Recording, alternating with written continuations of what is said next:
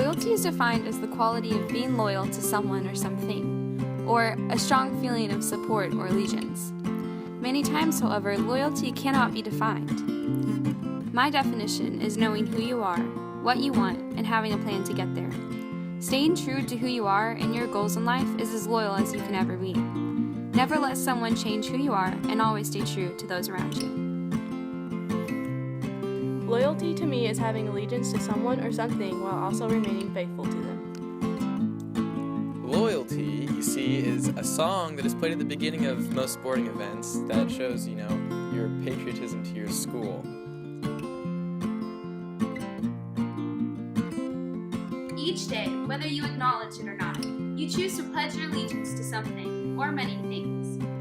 This episode is dedicated to the exploration of American loyalty in our society, and for whom we wish to remain loyal to. Today we interviewed Sam and Eva Stilley, a couple who has been together for 79 years. They've been together through hard times, good times, and everything in between. We asked them about their relationship and what makes it work, and later we'll get the perspective from a younger generation.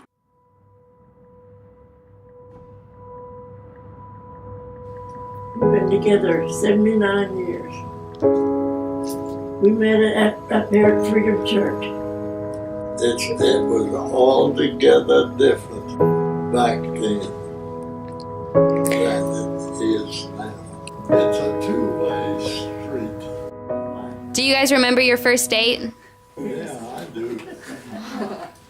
I lived back in my day a long ways from Freedom Church, which was really about 8 miles, I'd say, from Freedom to where I lived, where I was raised, because it was a walk, a horseback. What do you think are the most important parts of a relationship? You've got to learn to give and take. There's a lot of giving and taking. Give and take. You gotta give and take, and if you ain't willing to do that, you better leave it alone. How do you feel about divorce? Well, if you can't get along, like some that I've seen, it's better to divorce than it is to live in hell. Pardon my French. We have had a lot of ups and downs, like any other couple. What does it mean to you guys to be loyal to each other? Respect each other. And you've got to be honest with each other. And that's my recipe. Do you have any advice for younger couples? Be true to each other. Give me a kiss. Do you want a kiss?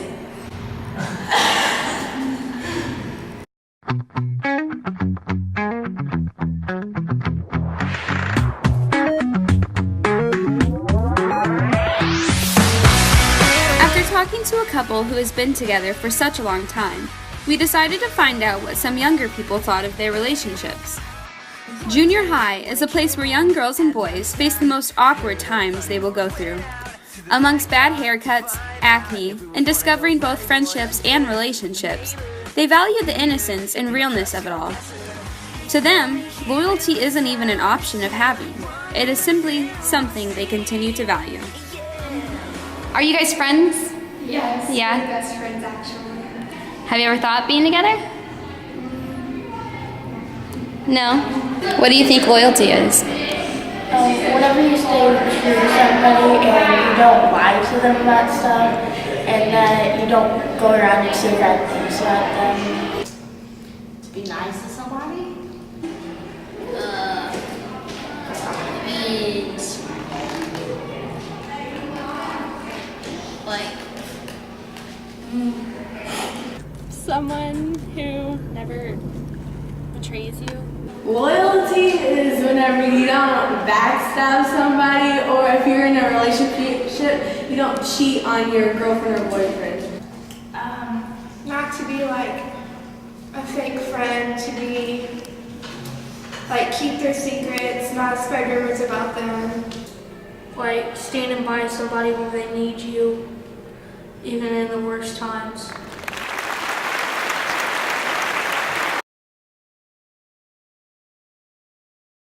This clip was taken from ABC's Eyewitness News. It features a little girl named Bella who was diagnosed with Morquio syndrome, a disease that affects bone growth and mobility. This made walking an everyday difficult task until she met George, a 131-pound Great Dane. Finally, the little girl and her really Great Dane. Meet Bella and George. Bella is 11 in the 5th grade, 43 pounds. George, a Great Dane, 131 pounds. He acts really small. He acts smaller than he actually is.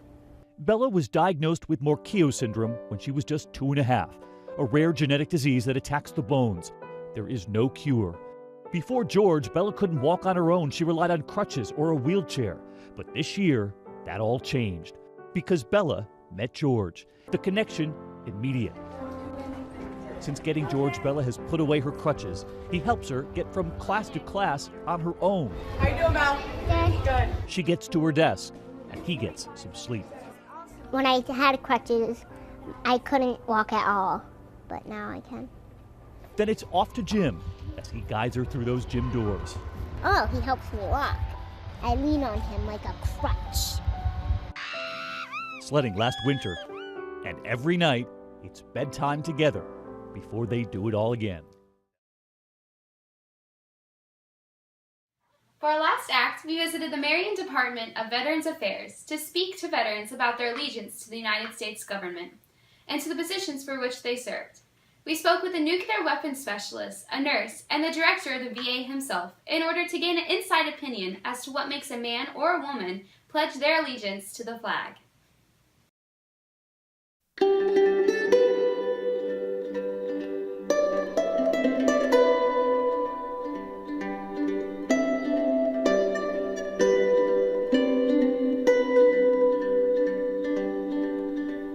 Charlie boy, don't go to war. First born in 44, and Kennedy made him believe we could do much more. I was in charge of the decontamination team over, I was a charge of emergency room services in the Air Force for 21 years. I was over in the Middle East.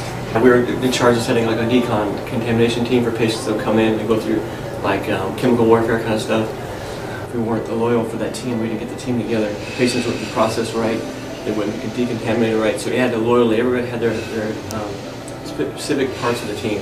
Like first part was in charge of washing the guy, second part taking the clothes off. Third part was doing that. We had to have loyalty throughout that team. Everybody had the right position. If you didn't have that, then the patient probably would have died as it went through. So, why did you want to do this? Mostly because of I think it was my grandfather. He was kind of in the medical field. It's rewarding. Most of the time. Do you remember the day that you went in and were sworn in? Oh yes, I remember that was back in, I won't say how long it was. That was before you guys before you guys were born. Yeah, it was very scary. You know, they shaved your heads and made you pick up your baggage, pick them up, put them out, pick them up, put them out. It was like 4 in the morning, yelling at you, screaming. I was like 18. Yeah, I'll never forget that day. But what the heck did I get myself into? Yeah, it was scary. I mean, you're just fresh from home, you got tears in your eyes, your hair's all shaved, and yeah, it was a little freaky. But yeah, I'm glad now it's my best thing I could have done. Because my parents were, didn't have enough money for college, and it was a small town hometown. Best thing I could have done. Still paying off. Still, it's kind of still in federal, still in military, so it was good. So why do you work here still? Probably because veterans. I can relate to a lot of guys' stories. Because a lot of them were involved in wars. I could talk war stories. I was in the military for so long, so it just feels more comfortable, I guess. You used to it for so long. Well, my name is Don Hudson. I grew up in a town, a small town in North Mississippi, and I was looking for ways to go to college, to fund college. There was no college savings put back or anything like that.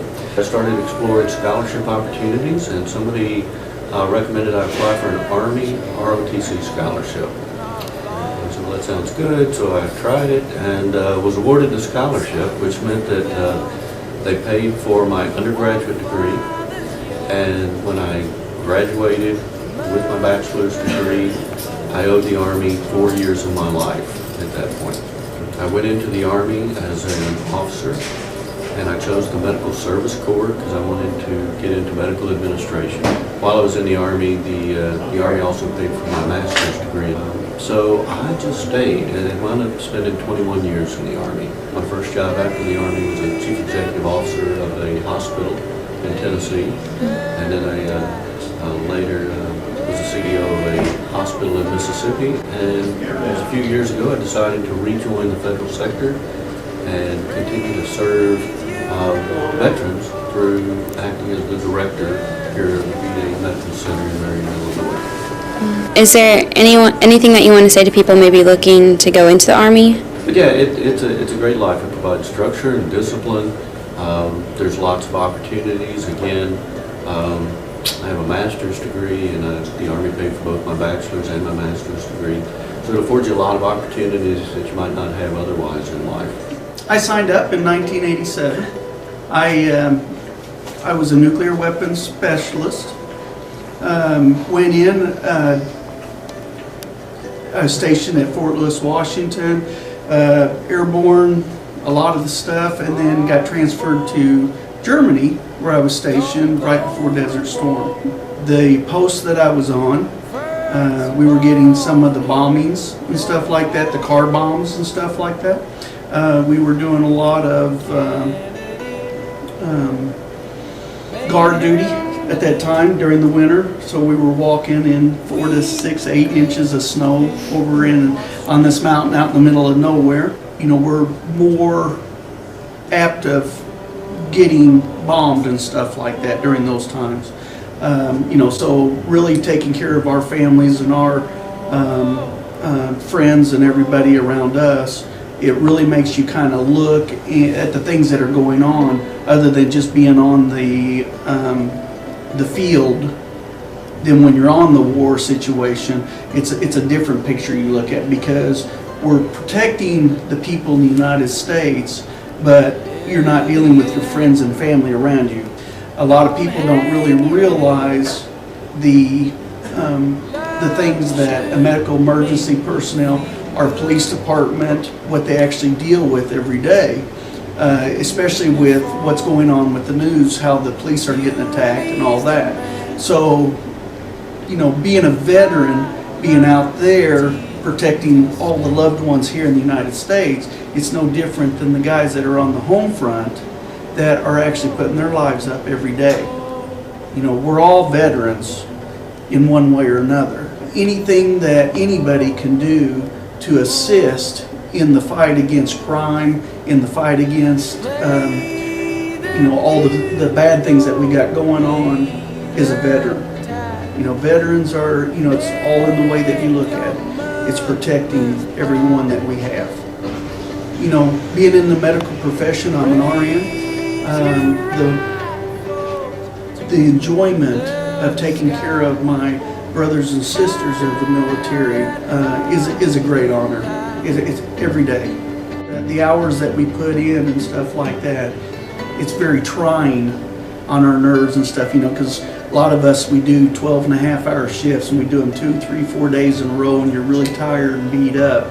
And you have those patients that come in, and you're doing everything you can to save them or assist them in any way, or that it's a big deal. You know, you do what you got to do at that moment, and then you get them from one level to the next and keep going.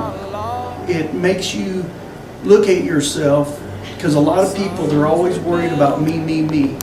You never know how good you got it until you got that person's life in your hand. And mothers clutched the cross.